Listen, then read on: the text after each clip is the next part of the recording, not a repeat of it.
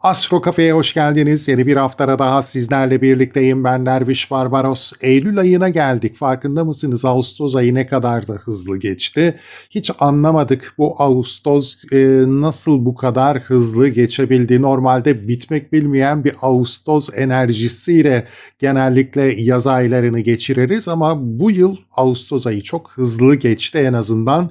Benim için yoğun enerjiler, tutulmalar derken birdenbire Ağustos'u da tamamladık ve Eylül ayına geldik. Eylül ayının ilk haftasına baktığımızda çok sakin bir enerjiyle giriş yaptığımızı görüyoruz. Özellikle 1 Eylül gününe yoğunlaşan bir enerji akışı söz konusu. 1 Eylül günü Jüpiter ve Satürn'ün üçgen açısı aktif olacak. Satürn retro biliyorsunuz. O yüzden de bunu bir kez daha hatırlatmak isterim kısaca. Yapılandırmak istediğimiz, projelendirmek istediğimiz, sağlam adımlar atmak istediğimiz alanlarla ilgili biraz içe dönük bir enerji devam ediyor. Eksiklerimizi tamamlama, altyapı eksikliklerimizi giderme, belki de nasıl daha sağlam adımlar atabilirimi biraz gözlemleme şansı veriyor bize. Jüpiter de buradan destek verdiğinden dolayı hem kendimizi geliştirme şansı veriyor aslında bizlere. Yeteneklerimizi belki de geliştirmek açısından yine kullanabiliriz. Bu iş becerilerimiz olabilir. İşimizle ilgili alanlarda kendimizi nasıl daha iyi geliştirebileceğimizle bağlantılı olabilir.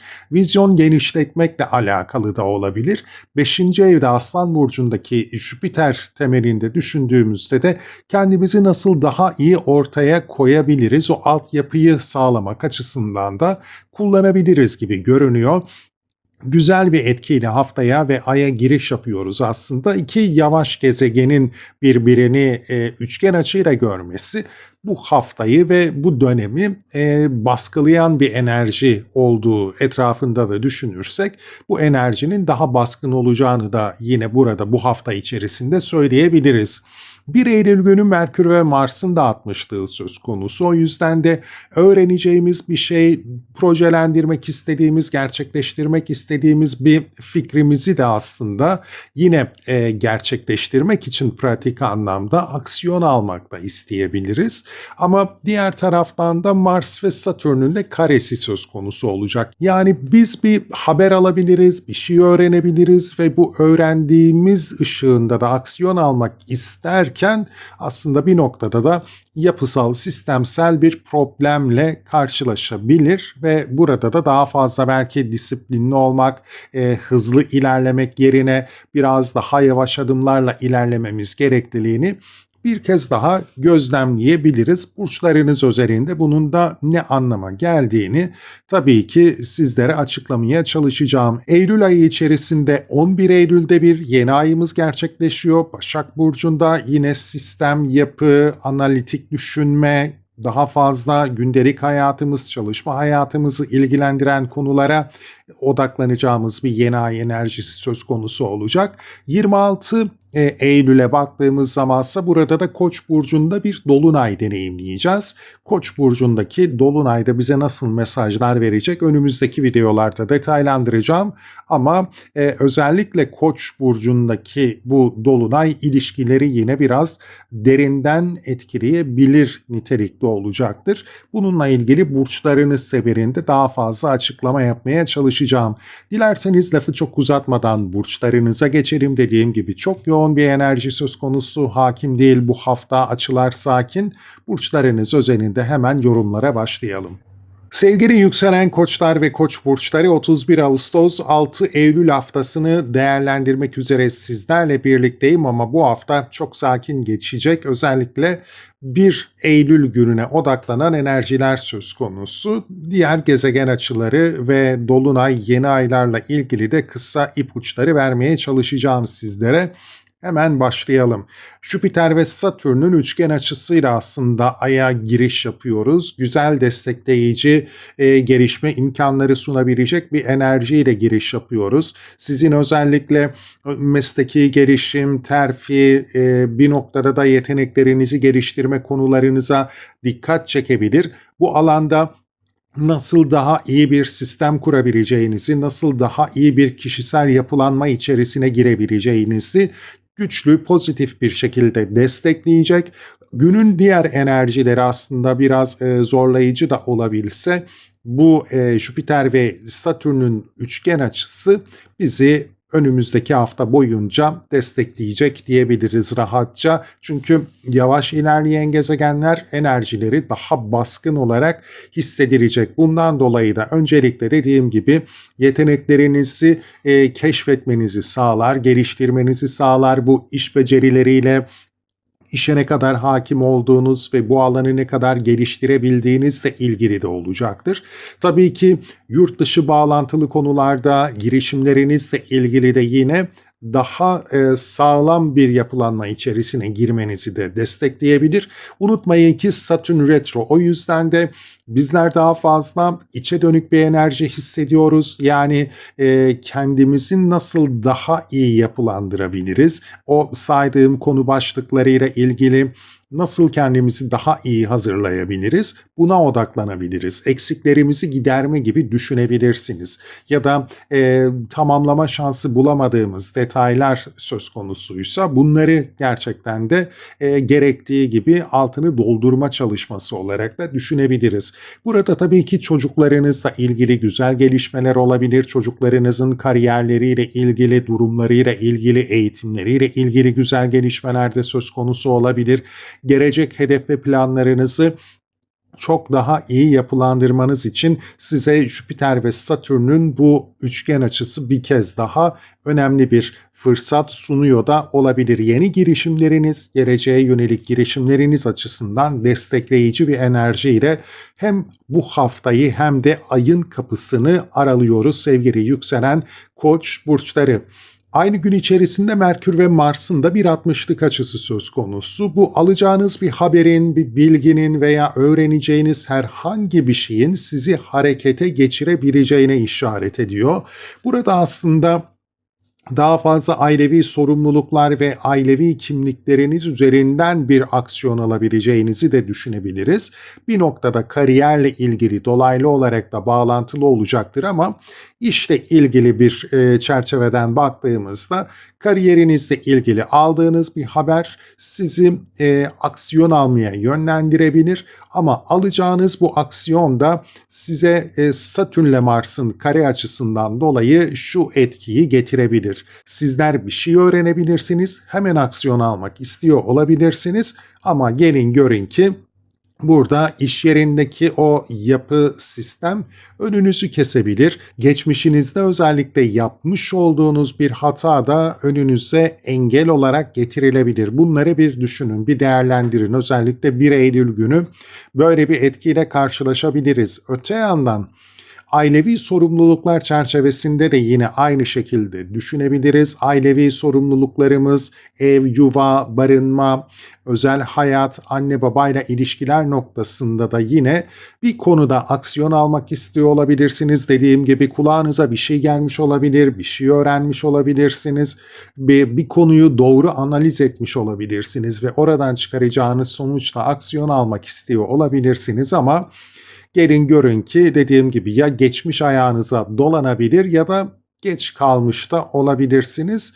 Bir diğer noktada da evren size bu kadar da aceleci davranmayın da diyebilir. Daha disiplinli, daha ayağı yere basar bir şekilde hareket etmeniz için size uyarıda da bulunabilir ailevi konular çerçevesinde de. Gökyüzünde bu hafta çok yoğun enerjiler yok ama Plüton ve Neptün'ün de artık birbirine iyice yaklaştığını bilinçli olarak kullanmamız gerekecektir. Yani idealleriniz doğrultusunda gelecek hedeflerinizi, planlarınızı değiştirmek, dönüştürmek açısından olumlu bir döneme giriyoruz. Biraz gayret gösterdiğiniz takdirde idealize ettiğiniz sosyal çevre ilişkilerini, gelecek hedeflerinizi yapılandırmak adına, değiştirmek, dönüştürmek adına ve belki de biraz da o gizli potansiyelleri keşfetmeniz adına güzel bir etkiyle karşılaşma ihtimalimiz söz konusu olacaktır sevgili yükselen Koç burçları. 11 Eylül'de Başak Burcu'nda gerçekleşecek yeni ayda yine bize sorumluluklarımızla ilgili mesajlar vermeye çalışacak. Gündelik hayatımız, çalışma hayatımız, sağlığımızla ilgili konularda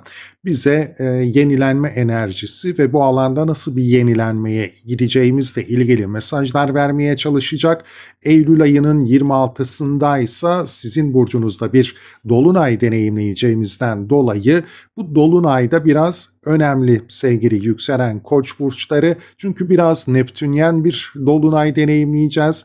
Bir diğer taraftan da Plüton'un da ortak olduğu bir dolunay deneyimleyeceğimizden dolayı yine aslında az önce belirttiğim gibi aynı noktaya geleceğiz. Yani bu ay bizim için önemli olacak detay şu: sosyal çevre ilişkilerimizi ve o alandaki gizli potansiyelleri keşfetmek, ortaya çıkarmak, yine gelecek hedeflerimizle ilgili, ideallerimizle ilgili nasıl aksiyon alabileceğimiz, o alanda artık işimize yaramayan, pek de gerçekleştirme ihtimalimiz olmayan hayallerimizden, hedeflerimizden kendimizi arındırmanın nasıl olabileceğiyle ilgili bir çalışmaya odaklanmamız gerekliliğine işaret ediyor gökyüzü.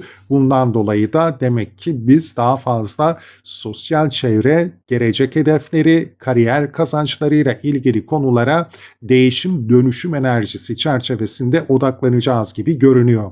Mutlu, huzurlu, sağlıklı bir hafta geçirmeniz dileğiyle. Sevgili yükselen boğalar ve boğa burçları, 31 Ağustos 6 Eylül haftasını değerlendirmek üzere sizlerle birlikteyim bu videoda, ancak haftaya baktığımızda enerjilerin 1 Eylül'e yoğunlaştığını görüyoruz.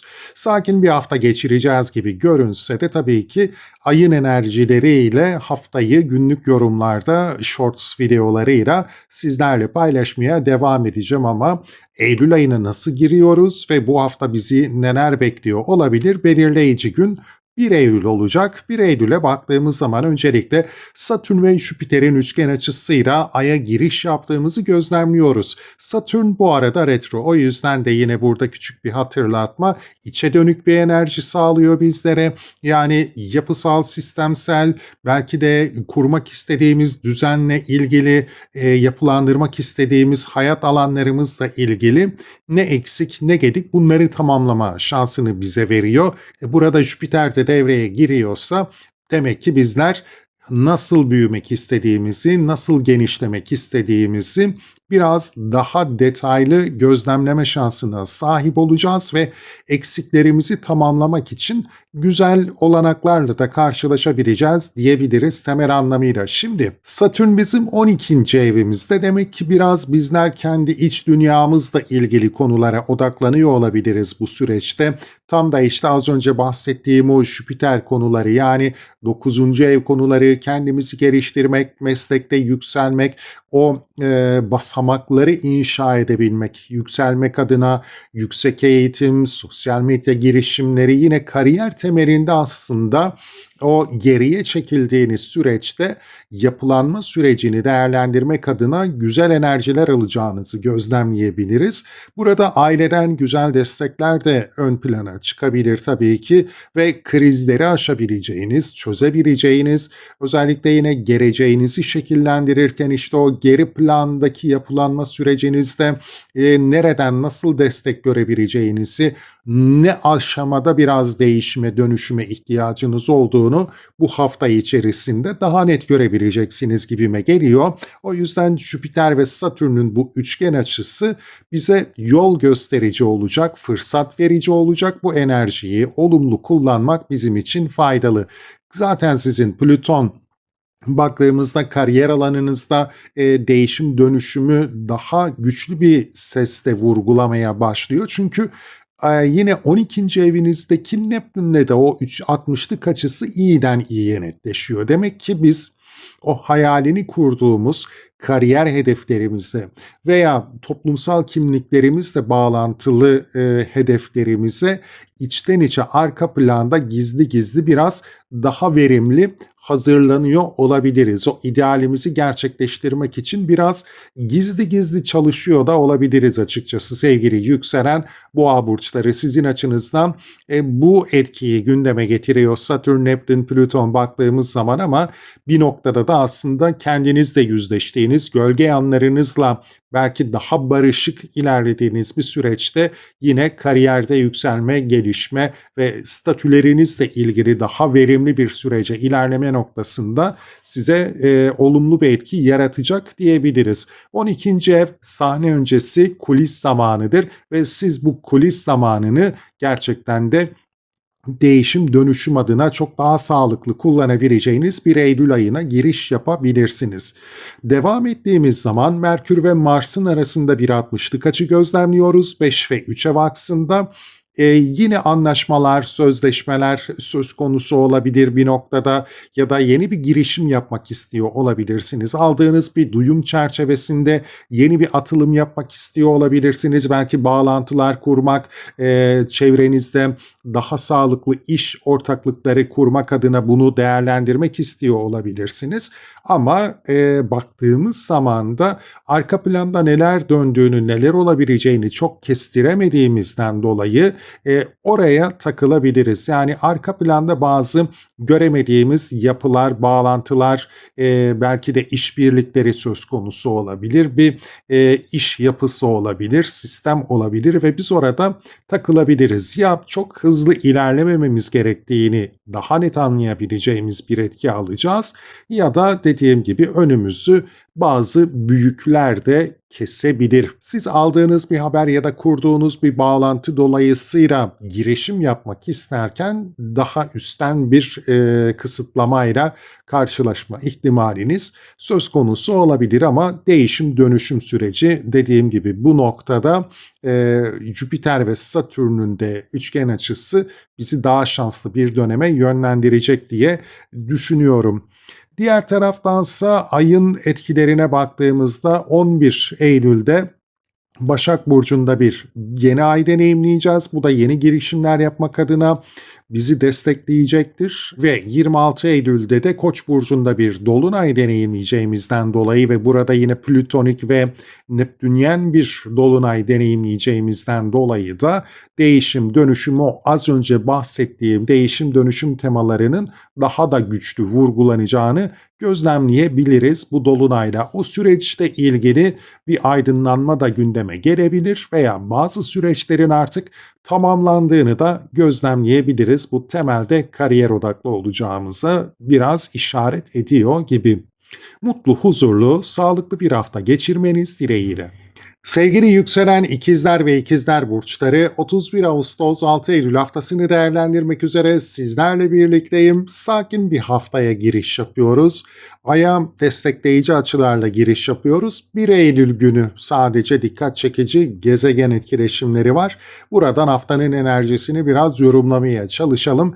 Öncelikle Jüpiter ve Satürn'ün üçgen açısıyla hem haftayı hem de ayı karşılıyoruz. Bu önemli çünkü Satürn retro pozisyonda bize biraz daha yapılanma, istediğimiz şeyleri inşa etme, gerçekleştirme, somut adımlar atma noktasında güzel bir fırsat sunuyor. Jüpiter de bu fırsat kapısını daha da büyütmek için Satürn'le işbirliği yapıyor da diyebiliriz. O yüzden önemli.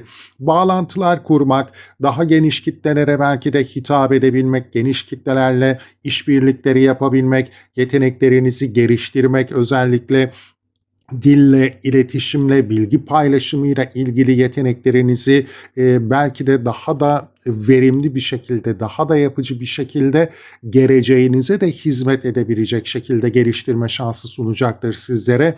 Yine aynı zamanda ticaret, ulaşım, eğitim bu gibi konularda el becerileriniz, sanatsal yeteneklerinizle ilgili konularda da geleceğe yönelik çok daha yapıcı adımlar atma, kendinizi geliştirme fırsatlarını kariyeriniz temelinde özellikle güzel yapılanma fırsatlarını tekrardan gündeme getirebilecek gelişmelerle karşılaşma ihtimaliniz söz konusu olabilir. Burada ilişkilerle ilgili de İş ortaklıklarıyla ilgili de önemli pozitif destekler biraz içe dönük belki şu anda gerçekleşmeyecek ama Satürn düz harekete geçtiğinde Aralık ayında artık çok daha verimli hissedebileceğimiz, çok daha yapıcı gelişmelerle karşılaşabileceğimiz bir döneme hazırlık gibi de değerlendirebiliriz Eylül ayını. O yüzden önemli. Gelişim fırsatları bizim için bu haftadan itibaren ön plana çıkabilir. Bu yönde değerlendirebiliriz ve dediğim gibi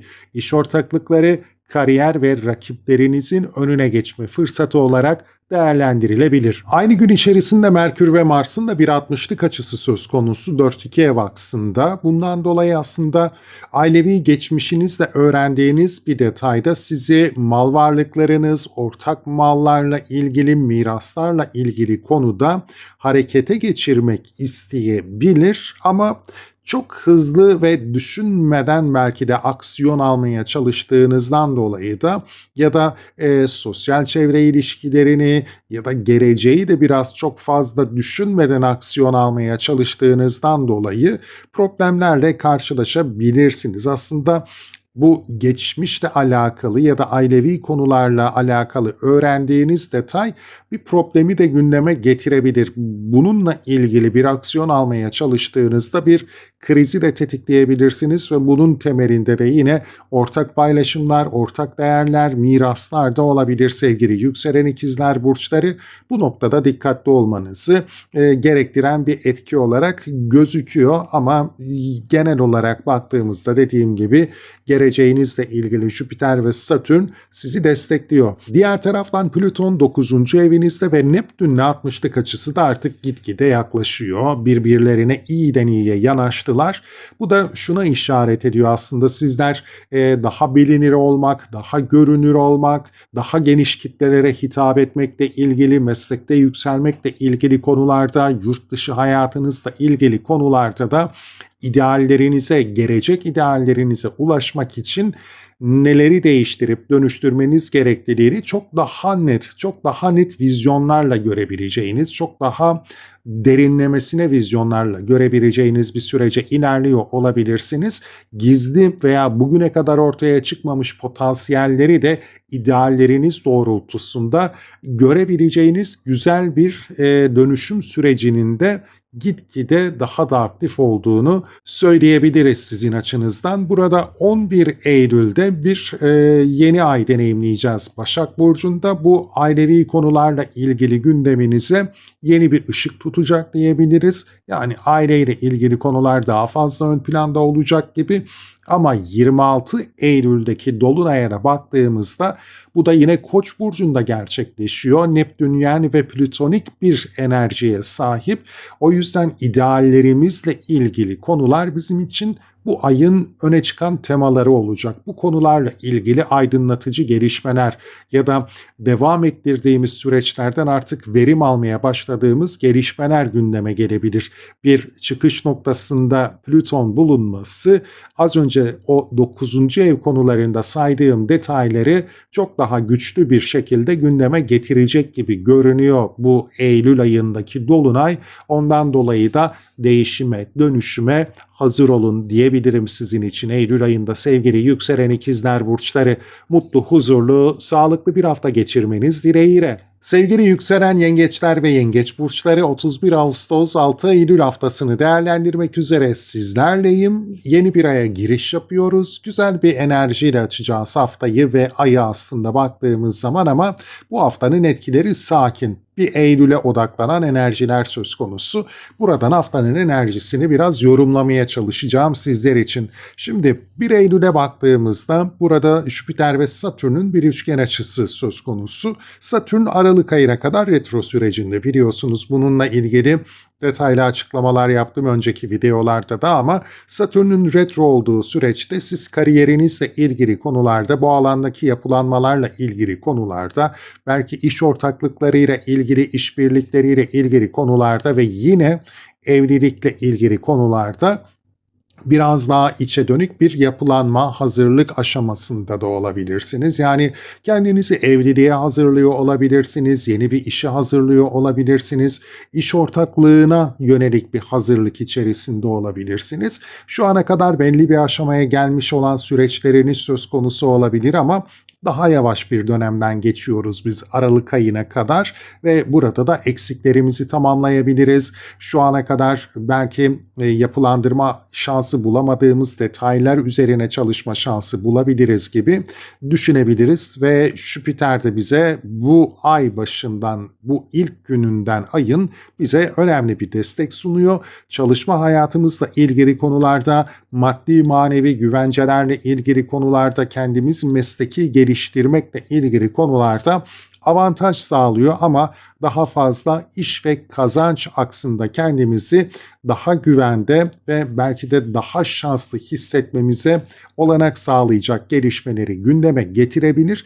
Bundan dolayı da sevgili yükselen yengeç burçları, demek ki bizler mesleğimiz, kariyerimiz, ilişkilerimiz ve bunların bize sağladığı güvencelerle ilgili konularda daha avantajlı bir döneme giriş yapıyoruz gibi değerlendirebiliriz sevgili yükselen yengeç burçları. Tabii ki aynı gün içerisinde birden fazla açı aktif. Merkür ve Mars'ın 60'lık açısı da bunlardan bir tanesi. Merkür ve Mars aslında bizi biraz kariyerle ilgili konularda aksiyon almaya yönlendirecek ama bir noktada da duraksamamız gerekecek. Bir haber alabiliriz, bir bağlantı kurabiliriz. İletişim, ticaret, ulaşım, eğitim konuları çerçevesinde belki de güzel bir gelişme söz konusu olabilir, bir anlaşma söz konusu olabilir ve bu anlaşmayı sağlar sağlamaz da sizler bir aksiyon almakta isteyebilirsiniz açıkçası sevgili yükselen yengeçler. Ama o iş yerindeki sistem ya da iş ortaklıklarıyla bağlantılı konularda yapısal bir detaya takılabilirsiniz. Gökyüzü bize biraz şunu diyecek aslında: bu gelişmeyi, bu detayı bir cebinizde tutun. Şu an bunun için aksiyon almak adına, özellikle bir yapılanma için aksiyon almak adına doğru bir zaman dilimi değil. Hala eksikleriniz olabilir. Bu kadar hızlı gitmemeniz gerekebilir. Böyle bir yüzleşmeyle de karşılaşabilirsiniz gibi bu haftanın içerisinde. Ancak diğer taraftan Plüton ve Neptün'ün 60'lık açısı da gitgide birbirine iyiden yaklaşıyor. O yüzden de bizler aslında kendimizle ilgili aşmamız gereken krizler, problemlerle ilgili de ideallerimize ulaşabilmek adına değişim dönüşüm sürecinde olacağız. Bu daha fazla kendimizle bağlantılı olacak gibi görünüyor. Bir diğer taraftan da yaptığımız yeni girişimlerin hayatımızda nasıl bir değişimi, dönüşümü tetikleyeceği noktasında güzel bir etki açığa çıkacak. İdeallerimiz doğrultusunda, kendimizi geliştirme doğrultusunda. O yüzden önemli.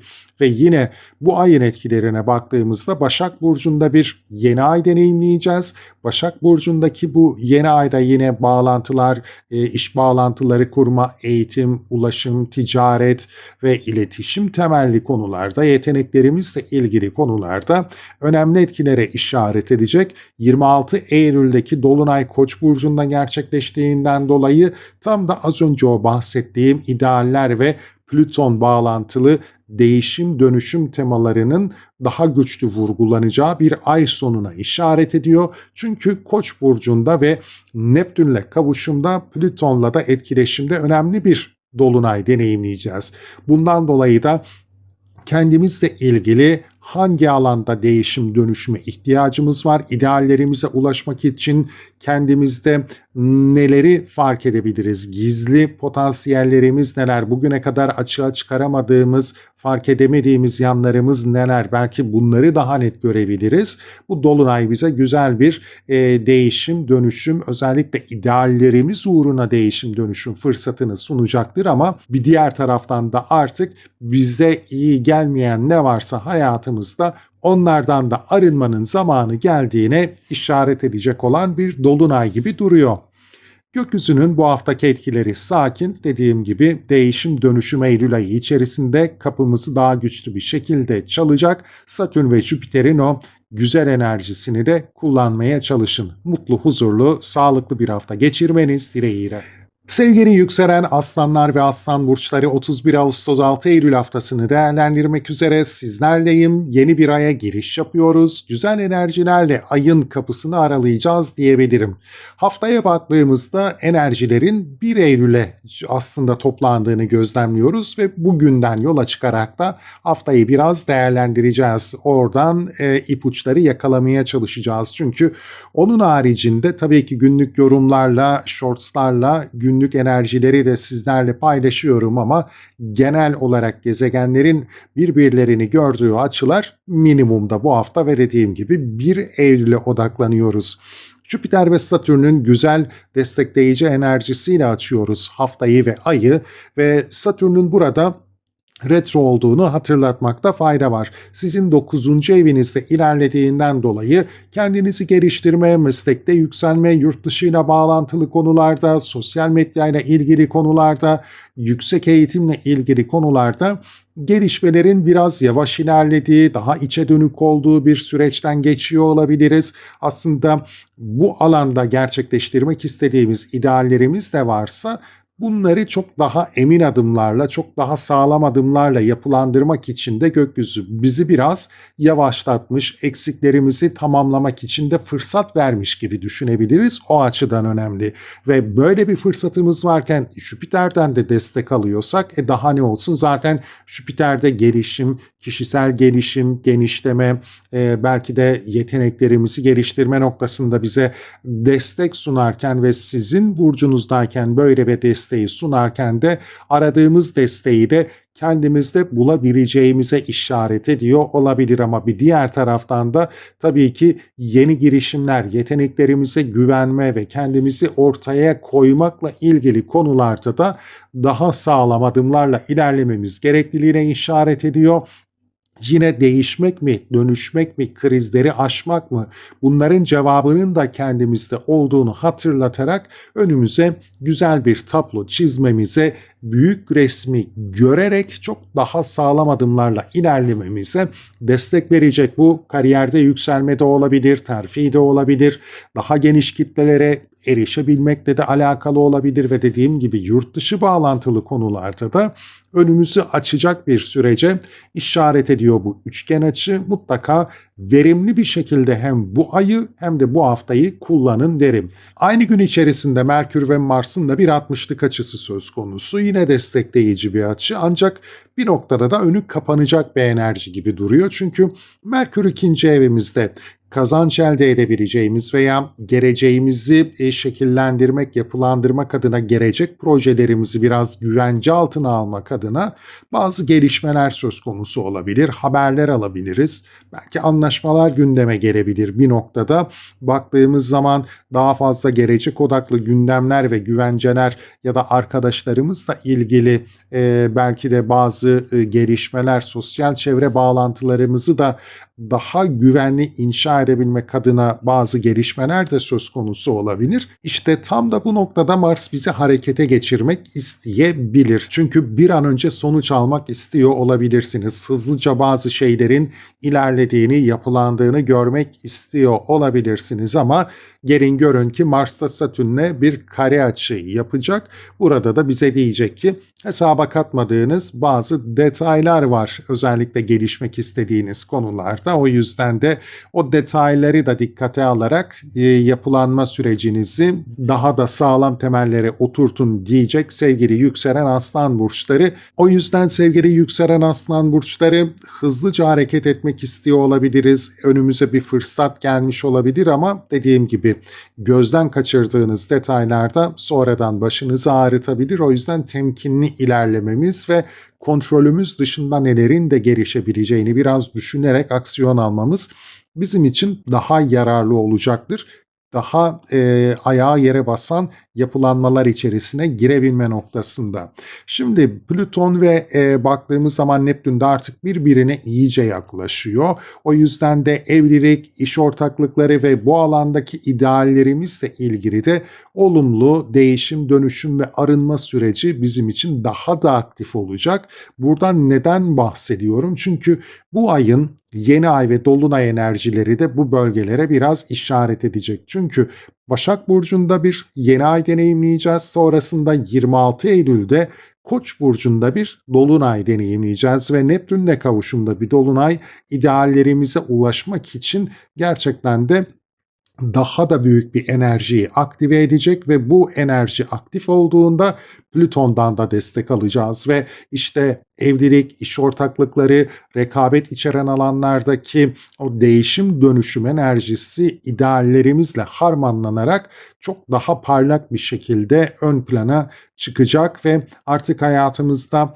neleri çıkarmamız gerekiyor ideallerimize ulaşmak için bunu çok daha net görebileceğiz. Evlilikle ilgili hayatımızda ne çalışmıyor, iş ortaklıklarıyla ilgili neler çalışmıyor, ideallerimize ulaşmak için nasıl bir dönüşüm gerekiyor, bunları çok daha parlak bir şekilde göreceğiz ay sonundaki dolunayda ve bizim için de o dönüşüm enerjisi Eylül ayı için daha da aktif olacak diyebiliriz işte tam da bu noktadan çıkarak.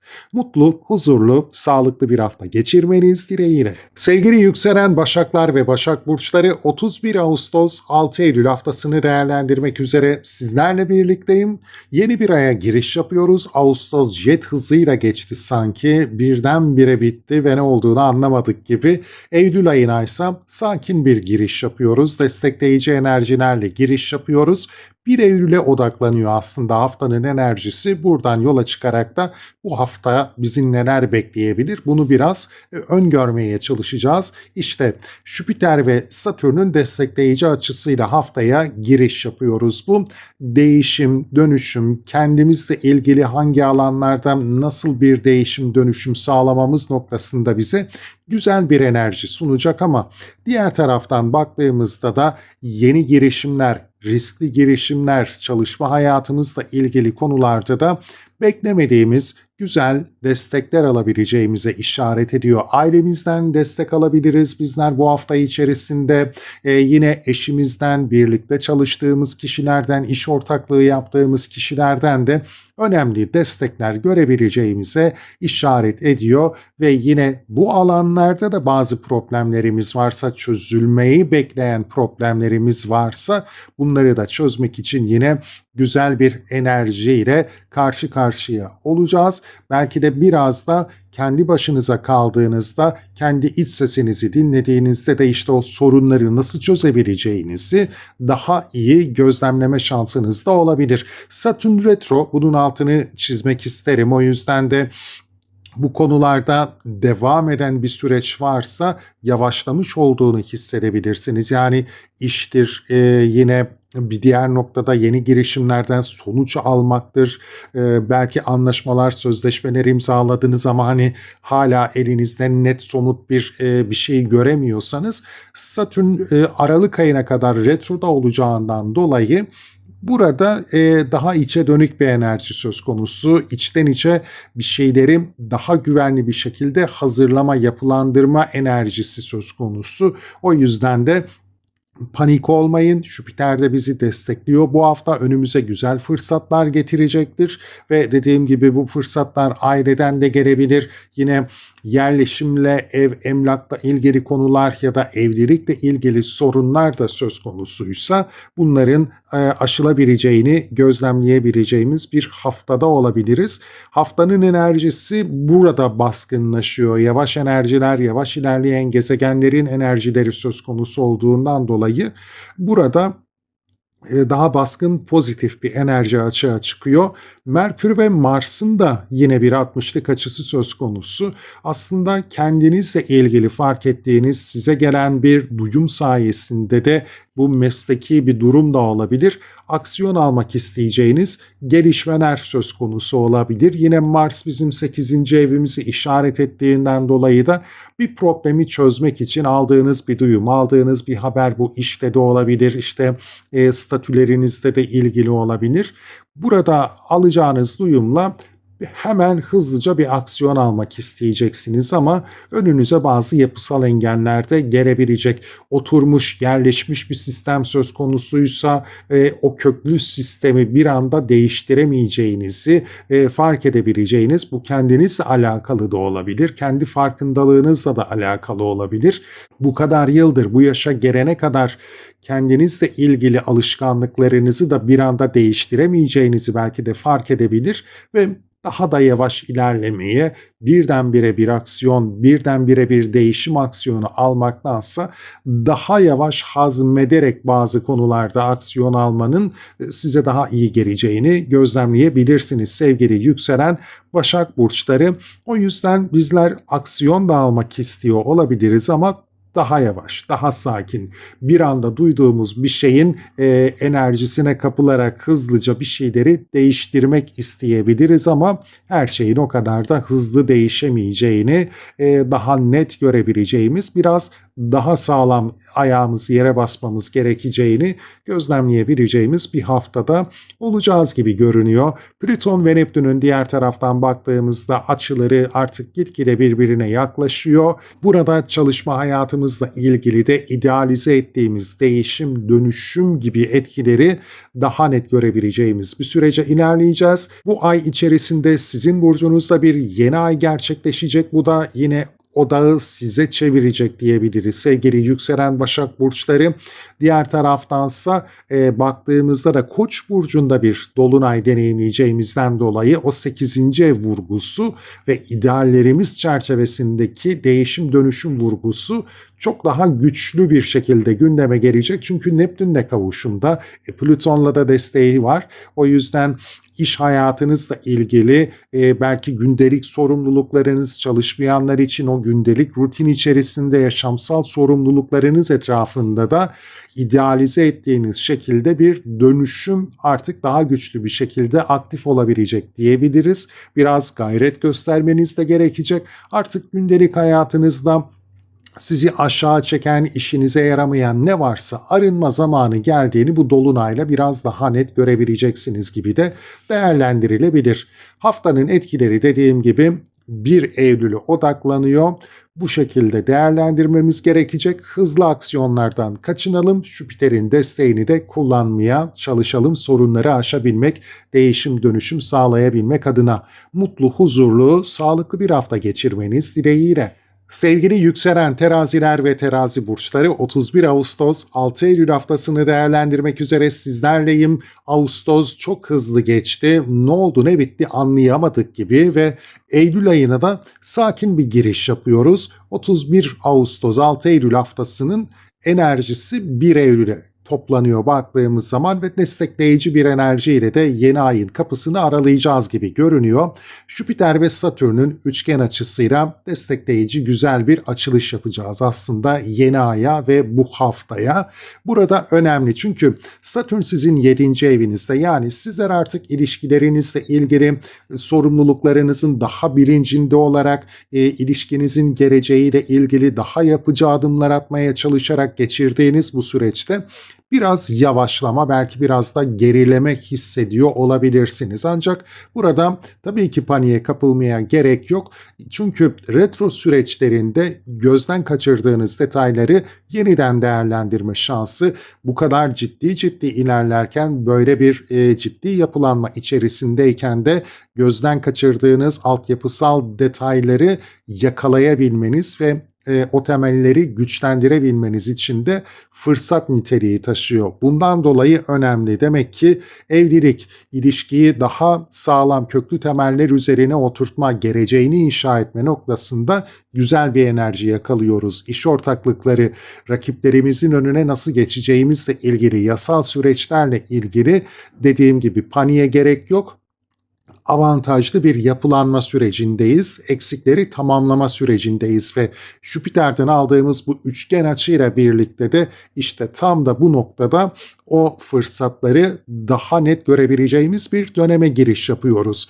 Bu çalışma hayatımızla ilgili olabilir bir noktada. iş bağlantıları kurma, sözleşmeleri imzalama, yine iş bağlantılarımızı geliştirme ve bu alanlarda işte bağlantılar geliştirerek de rekabette de öne geçebilme noktasında güzel bir etki sunacak bizlere.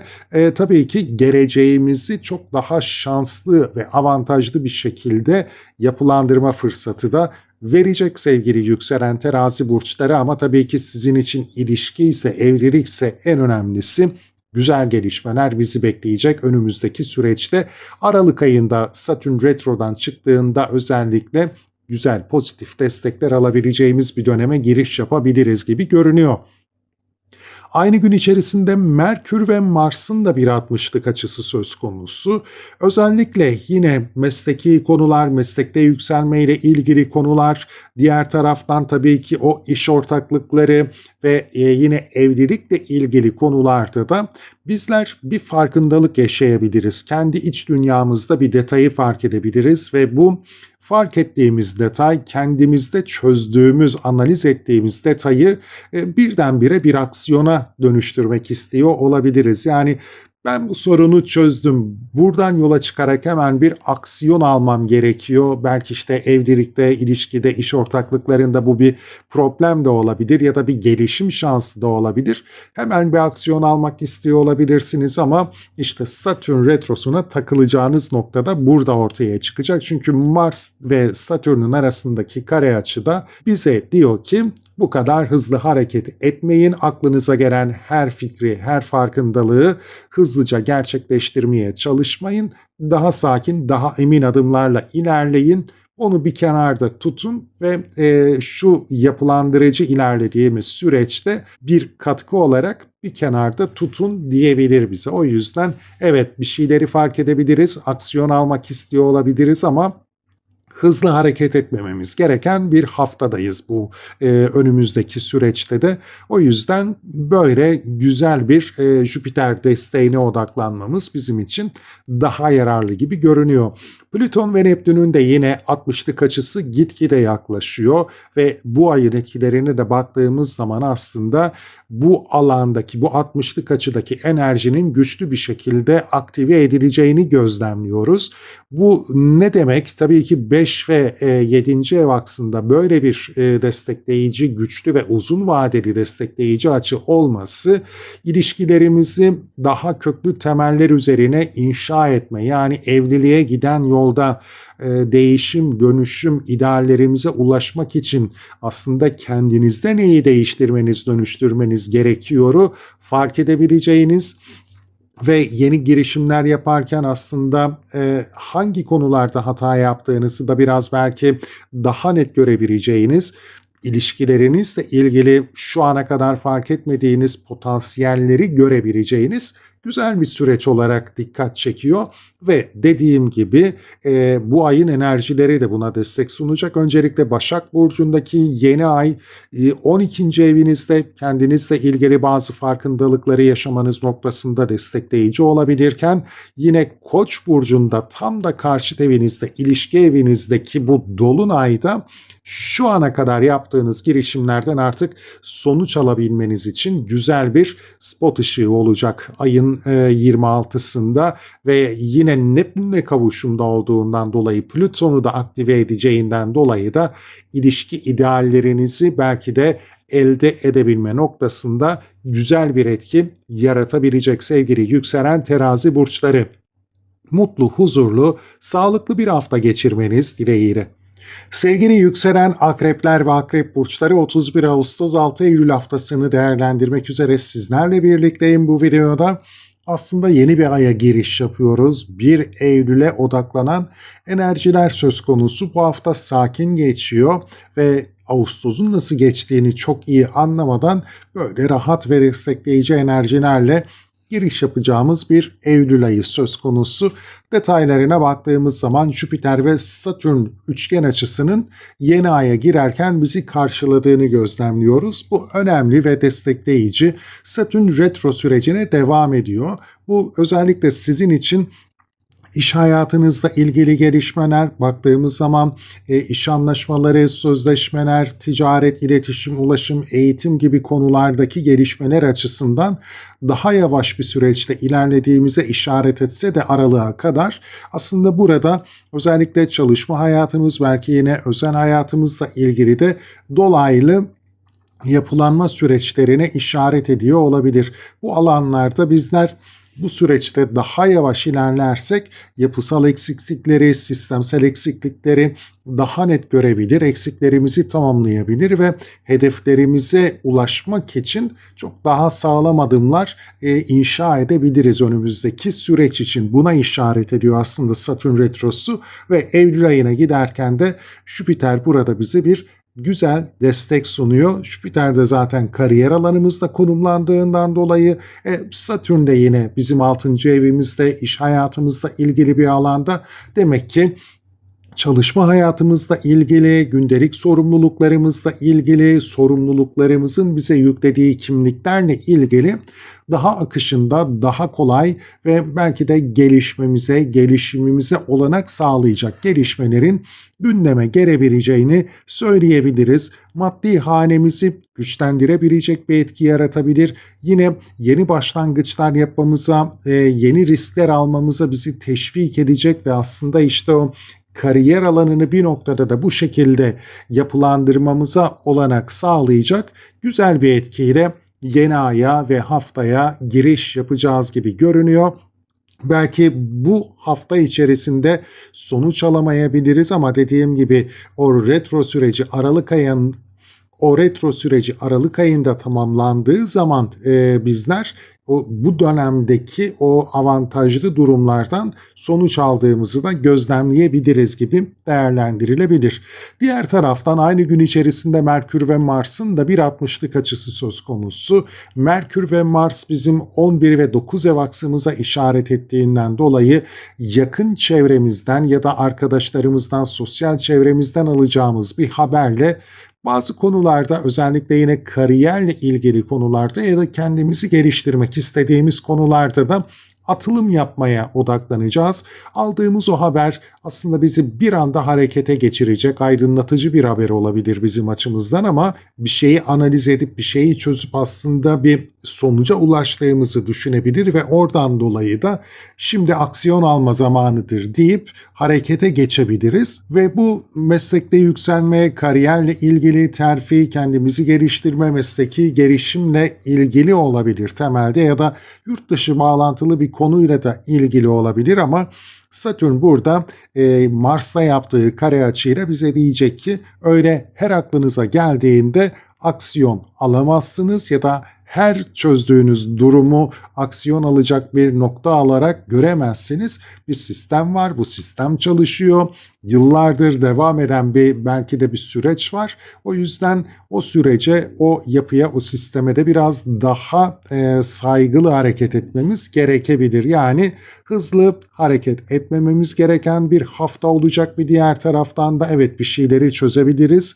Aksiyon almak istiyor olabiliriz ama mevcut sisteme aykırı da hareket etmememiz gerekecektir. Orada önümüzü kesebilecek bazı belki de bürokratik aksaklıklar olabilir, sistemsel aksaklıklar olabilir ya da yapılar olabilir aksaklık demekten çok.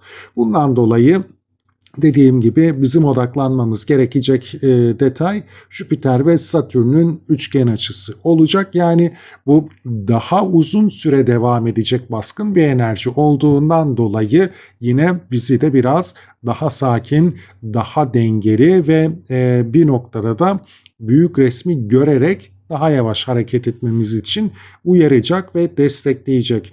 Şimdi Plüton ve Neptün'ün de bir 60'lık açısı söz konusu uzun zamandır ama gitgide artık birbirlerine yanaşıyorlar ve enerji daha da belirgin olabilir. Yine iş hayatınızla ilgili, gündelik hayatınızla ilgili, özel hayatınızla ilgili idealleriniz doğrultusundaki o değişim, dönüşüm enerjisinin de daha güçlü hissedildiğini gözlemleyebilirsiniz bu süreçte.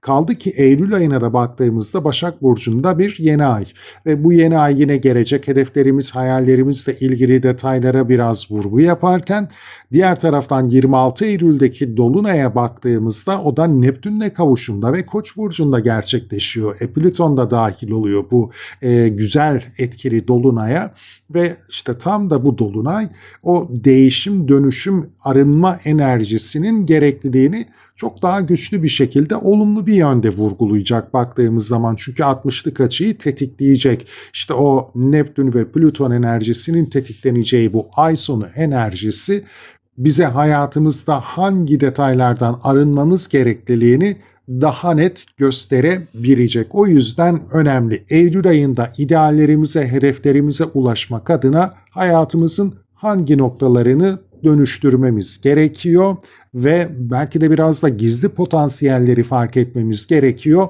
Bizim için önemli. Mutlu, huzurlu, sağlıklı bir hafta geçirmeniz dileğiyle.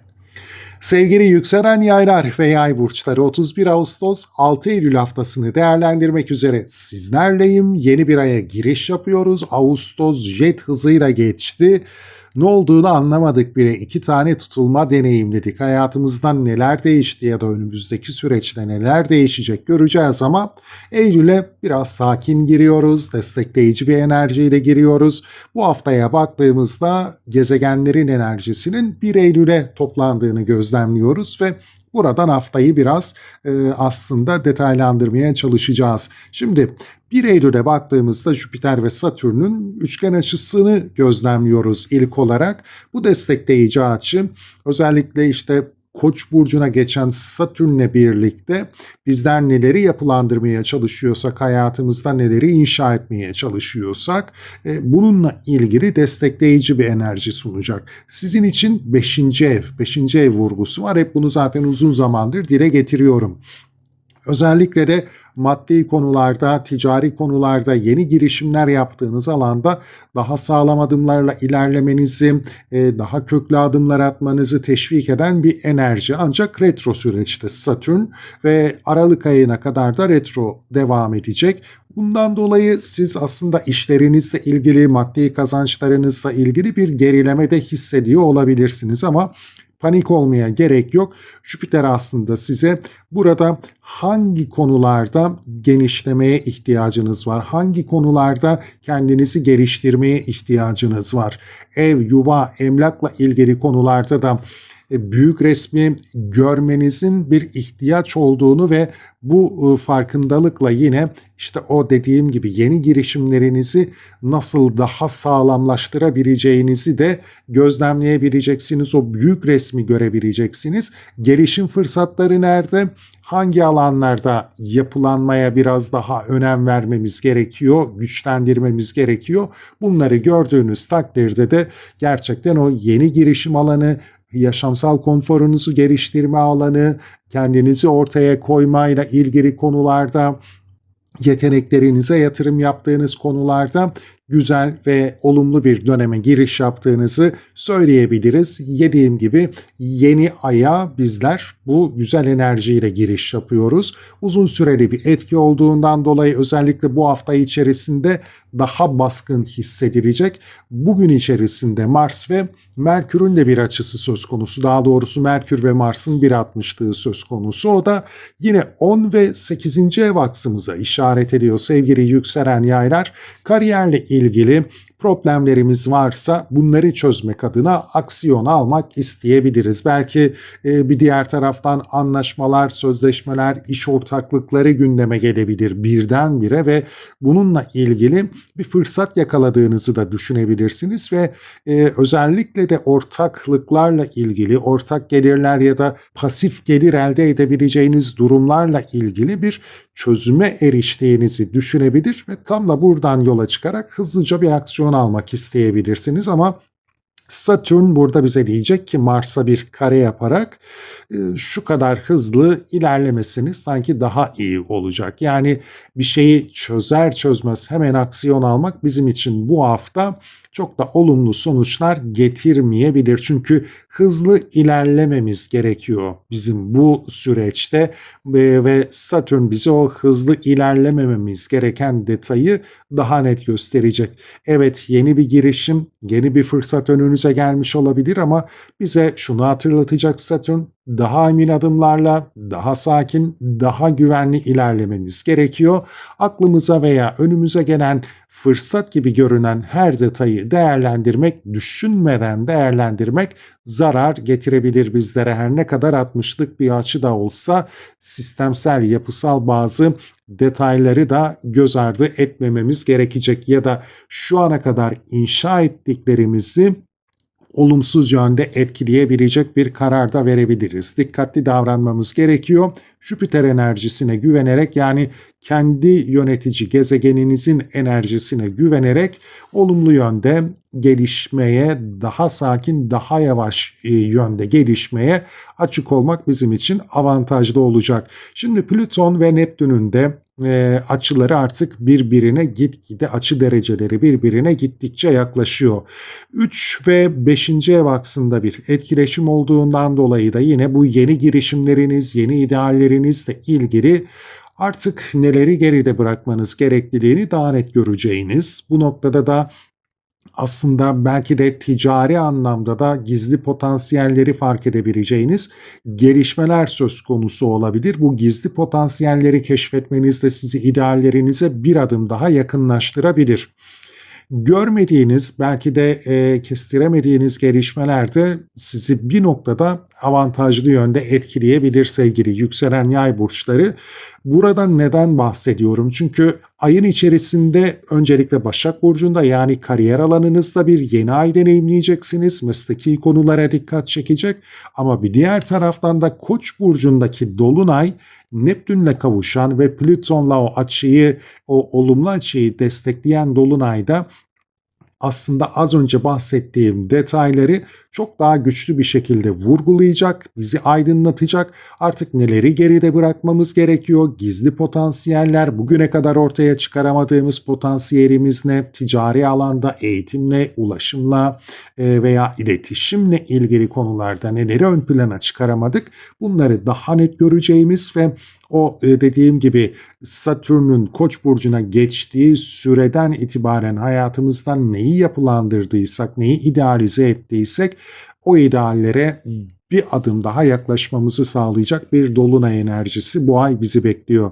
Bunları tabii ki detaylıca yine ilerleyen videolarda sizlerle paylaşacağım. Mutlu, huzurlu, sağlıklı bir hafta geçirmeniz dileğiyle. Sevgili yükselen oğlaklar ve oğlak burçları, yeni bir haftada daha sizlerle birlikteyim. 31 Ağustos 6 Eylül haftasını değerlendirmeye çalışacağım. Yeni bir aya giriş yapıyoruz. Eylül ayı hoş geldi ve destekleyici açılarla geldi diyelim. Çünkü haftanın enerjisi 1 Eylül'e toplanıyor. Burada gezegen etkileri bu haftayı nasıl değerlendireceğimizle ilgili bize bir fikir veriyor. Diğer günler daha boş. Tabii ki günlük shorts videolarıyla sizlere günlük enerjileri de yine aktarmaya çalışıyorum ama bu haftaya bakacak olursak 1 Eylül'ün enerjisini değerlendirip önümüzü görmeye çalışacağımızı söyleyebilirim.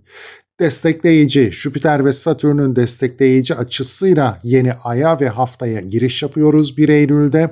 Bu da bizim özellikle evle, aileyle, yuvayla ilgili, ortak değerlerle, belki mal paylaşımlarıyla ilgili konuları çözmemizi sağlayacak diyebiliriz. Çünkü 8 ve 4 ev aksında bir etkileşim. Tabii ki burada enerjiler daha sakin, daha yavaş, daha uzun vadeli. O yüzden belki bu hafta hemen bir tesir göremeyebiliriz. Ama özellikle Satürn'ün retro olmasıyla birlikte ev, yuva, aile, emlak, belki tadilat ve barınmayla ilgili konularda, özel hayatı inşa etmekle ilgili konularda Aralık ayına kadar daha yavaş bir süreç deneyimleyebiliriz ama çok daha sağlam temeller inşa edebileceğimiz, eksiklerimizi görebileceğimiz, belki bazı detayları yeniden görmemizi sağlayacak gelişmelerle de karşılaşabiliriz. Satürn kaldı ki zaten sizin yönetici gezegeniniz sevgili yükselen oğlaklar. O yüzden size özel bir hayatı inşa etmek için daha sakin, daha emin adımlarla ve avantajlı adımlarla ilerleyebileceğimizi düşünebiliriz. Ne dedik? Ev dedik, emlak dedik, tadilat dedik, barınma dedik. Belki bu konularda bir krediye ihtiyacımız varsa bu krediyle ilgili olumlu sonuçlar alabileceğimiz bir süreç önümüzde bizi bekliyor olabilir. Jüpiter'in temsiliyetlerine baktığımız zaman belki kardeşler, kuzenler, yakın akrabalarla ilişkiler noktasındaki problemleri, ailevi problemleri çözümleyebilme açısından güzel bir enerji sağlayabilir. Bir diğer taraftan da göremediğimiz, hesaba katamadığımız unsurların aslında bir kriz oluşturduğu durumu daha da kolay atlatabilmemizi gündeme getirebilir. O yüzden şanslı, avantajlı. Bu hafta görmesek de bu etkiyi ki görebiliriz. Uzun vadede de daha avantajlı bir dönemden geçtiğimizi gözlemleyebileceğimize işaret eden bir açı. Aynı gün içerisinde Merkür ve Mars arasında da bir 60'lık açı söz konusu. Merkür 9. evimizde ve Mars da 7. evimizde. Bu da yine İş ortaklıkları, ortaklı işler, yine evliliğimiz, ilişkimizle ilgili konulardaki sorunları aşabilmemiz adına bize biraz ön ayak olacak. Özel hayat, aile hayatımızla ilgili konularda aksiyon almamız gerekliliğini düşündüğümüz bir detay aslında gündeme gelebilir. Bir konuyu fark edebilirsiniz, analiz edebilirsiniz, sonuca ulaşabilirsiniz ve ulaştığınız sonuçtan da aksiyon almanız gerekliliğini düşünebilirsiniz ve bu özel hayatınız temelinde olacaktır. İşte tam da bu noktada sistem de size diyecek ki öyle her vardığınız sonucu aksiyona çevirmeniz olumsuz sonuçlar getirebilir. Çünkü geçmişten gelen bir yapı varsa, ailevi yapınız ya da özel hayatınızın bir geçmişi varsa o geçmiş yapıya ya da yerleşmiş yapıya aksi aksiyon alma ihtimaliniz söz konusu olabilir. O yüzden evet, tabii ki Mars ve Merkür arasındaki açı olumlu ama belki de zamanlama açısından, aksiyon alma açısından doğru bir zaman diliminde değiliz. Bazı dediğim gibi geçmişten gelen detaylara, geleneklere ya da aile hayatımızın sistemine takılabileceğimiz bir etki de doğurabilir. Diğer taraftan Plüton ve Neptün arasındaki 60'lık açının da artık iyiden netleştiğini gözlemliyoruz. Bu bize ne getirir? Yine ev, aile, yuva, az önce bahsettiğim o 4. ev konularındaki ideallerimizi gerçekleştirmek için kazanç hanemiz, güvencelerimizle ilgili hangi konularda belki fedakarlık yapmamız gerekiyor, değişme, dönüşme ne noktada hayatımıza girmeli, belki işte kazanç, harcamalarla ilgili konularda bugüne kadar neyi yanlış yapmışsak, bize zarar veren belki bunları gözlemlememiz gerekiyor. Kendimize mi harcıyoruz, geleceğimize mi daha fazla yatırım yapıyoruz ve zamanı mı, şu anki gündemi mi kaçırıyoruz? Bunları gözlemlememiz gerekecek ve dediğim gibi o özel hayat idealimizi gerçekleştirmek adına bize destek verecek. Eylül ayı içerisinde Başak Burcu'nda 9. evde bir yeni ay gerçekleşiyor. Bu yeni ay yine mesleki gelişim, yurt dışı bağlantılı konulara biraz daha fazla dikkat çekecek ama Koç burcunda gerçekleşecek olan 26 Eylül'deki dolunayda yine bizim 4. evimize, aile, özel hayat, ev, yuva, yerleşim, emlakla ilgili konularımıza vurgu yapacak ve bu alandaki ideallerimizi gerçekleştirmek için aslında bize ışık tutacak da diyebiliriz. Çünkü Neptün'le kavuşumda bu da demek olacak ki Neptün Plüton'u 60'lık açısını da destekleyecek ve hangi alanda arınmamız, dönüşmemiz gerekiyor maddi konularda bunu göreceğiz ve bu bizi ideallerimizi gerçekleştirmek için bir adım daha öne geçirebilecek. Eylül ayı şu an için böyle bir etkiye sahip. İlk haftada destekleyici Jüpiter sayesinde değerlendirin, hızlı aksiyon almaktan kaçının, mutlu, huzurlu, sağlıklı bir hafta geçirmenizi dilerim. Sevgili yükselen kovalar ve kova burçları 31 Ağustos 6 Eylül haftasını değerlendiriyorum bu videoda sizler için. Güzel bir başlangıç yapıyoruz yeni bir haftaya, yeni bir aya hatta çünkü Jüpiter'in Satürn'le üçgen açısıyla ayı ve bu haftayı karşılayacağız gibi görünüyor.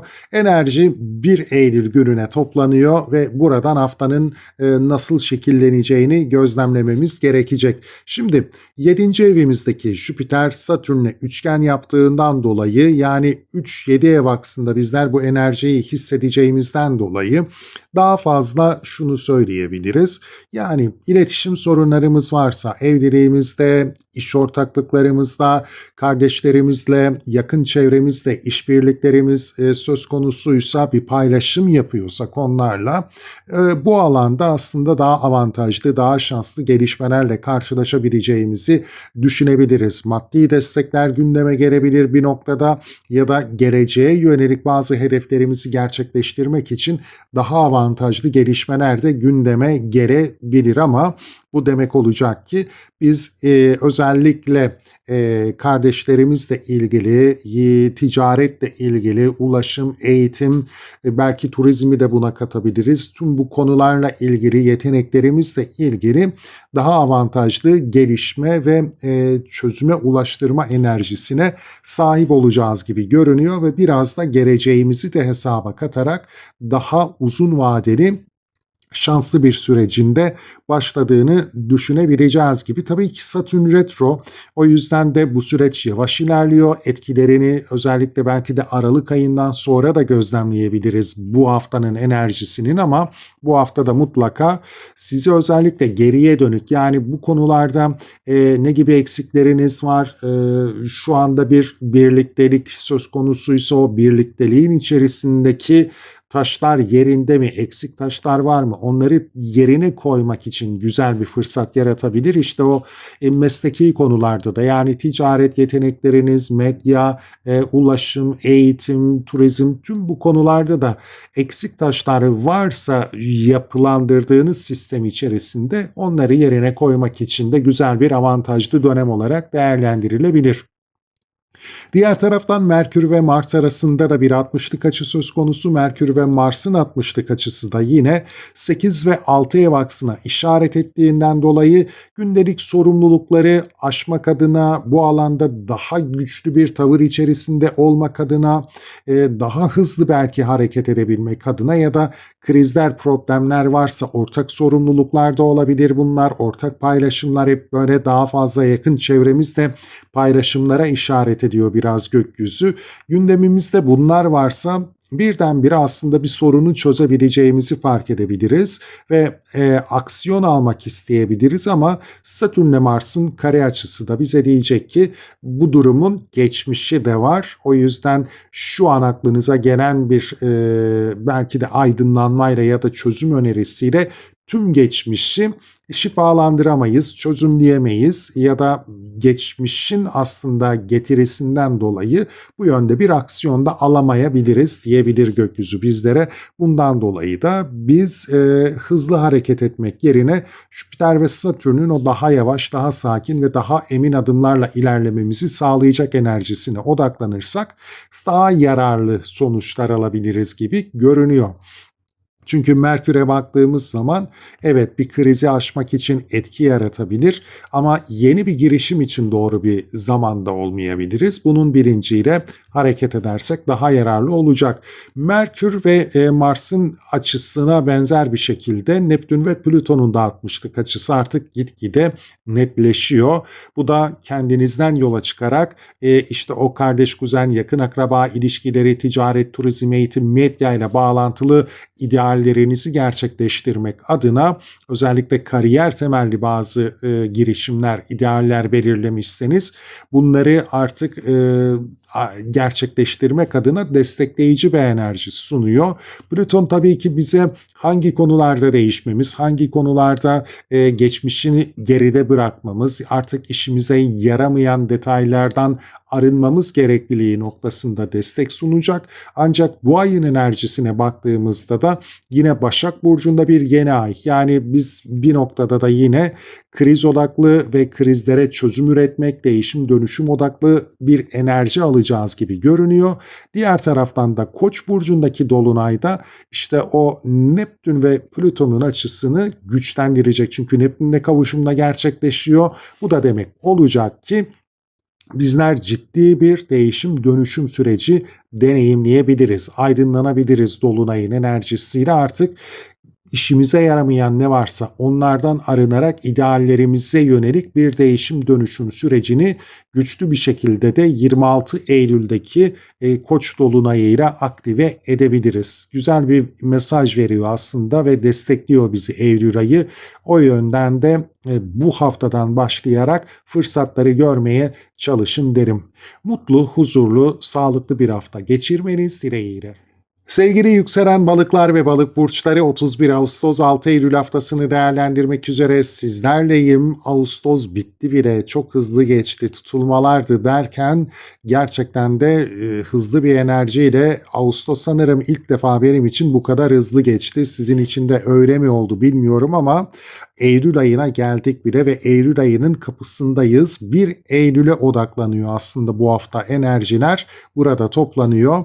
Sakin bir giriş yapıyoruz ancak güvenli ve gelişim odaklı, şanslı, avantajlı bir giriş yaptığımızı da söyleyebilirim. Çünkü Jüpiter ve Satürn'ün üçgen açısıyla 1 Eylül'e giriş yapıyoruz.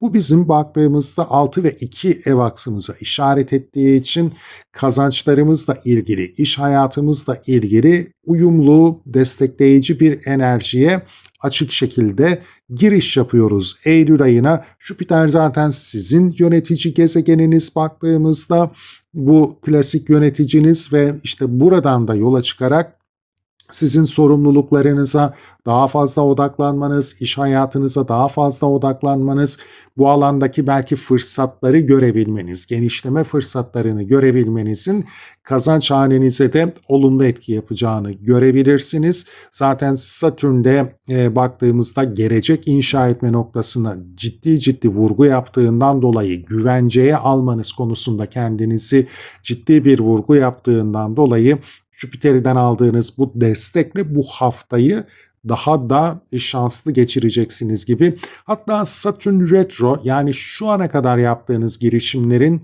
belki de eksiğini gediğini tamamlama fırsatı da verecek size. Özellikle iş hayatınızdaki gelişmeler, o gelişme fırsatını biraz uzun vadede de hissedebilirsiniz. Çünkü aralığa kadar retro olacak ama yine de bu haftadan itibaren bazı avantajlar gündeme gelebilir. Avantajlar dediğim gibi belki de o eksiklerimizi tamamlama yönünde de hayatımızda yansıyabilir.